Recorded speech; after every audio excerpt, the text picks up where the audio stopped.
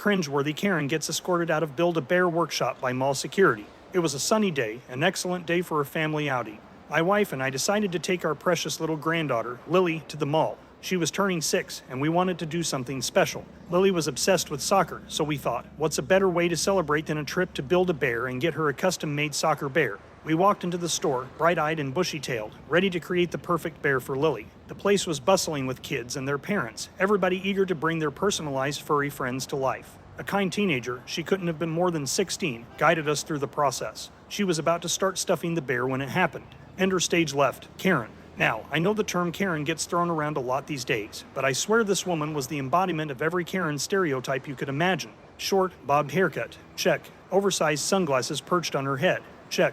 A sense of entitlement you could see from space, double check. She saunters over, a self-important smirk on her face, and starts instructing the teenager about how to stuff the bear properly. She claimed she knew all these magical spells she could use on our bear to make it extra special.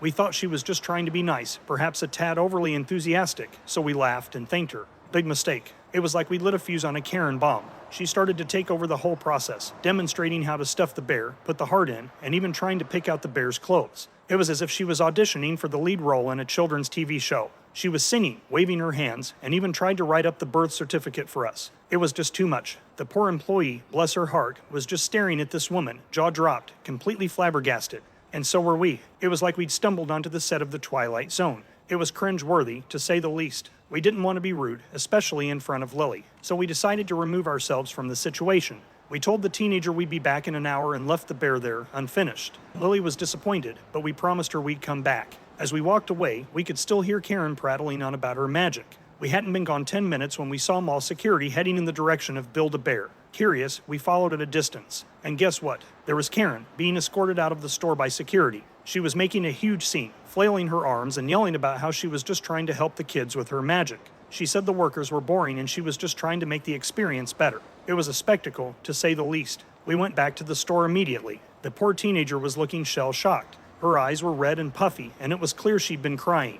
We felt terrible for her. Apparently, after we left, she called her manager who tried to get Karen to leave. But that's when things really went south, resulting in security being called. We comforted the girl, assuring her that she'd done nothing wrong. We finished creating Lily's bear, this time without any interruptions. The teenager regained her composure, helping us pick out a cute little soccer uniform and some miniature cleats. When we got to the heart ceremony, we could see her eyes welling up again, but she smiled through it. We all took turns making a wish, including the teenager, who later confessed she wished that Karen would never come back.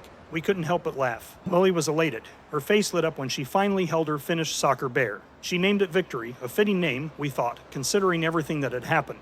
The teenager even gave Lily a special soccer star birth certificate, and she was over the moon. As we left the store, we could still see Karen outside the mall arguing with the security guards. We shook our heads, amazed at her audacity. It was a sad sight, but it was a stark reminder that some people just don't realize when they've crossed a line. We dropped by the food court and got some ice cream. Lily was clutching Victory tightly, a huge grin plastered on her face. Despite the unfortunate incident with Karen, it ended up being a memorable day. In fact, Lily said it was the best day ever. When we got home, we told Lily's parents about the whole ordeal. They were horrified, but also found it hilarious. Lily, on the other hand, was just excited to show off Victory, oblivious to the drama that had unfolded. So, I guess the moral of this story is this. Please, people, be mindful of yourself and others. You might think you're being helpful or entertaining, but you could be ruining someone else's experience. And if you cross the line, don't be surprised if you end up getting escorted out by security. And to all the Karens out there, let me give you a piece of advice. There's a fine line between being helpful and being intrusive. Please, for the love of all things good, learn to identify that line and stay on the right side of it.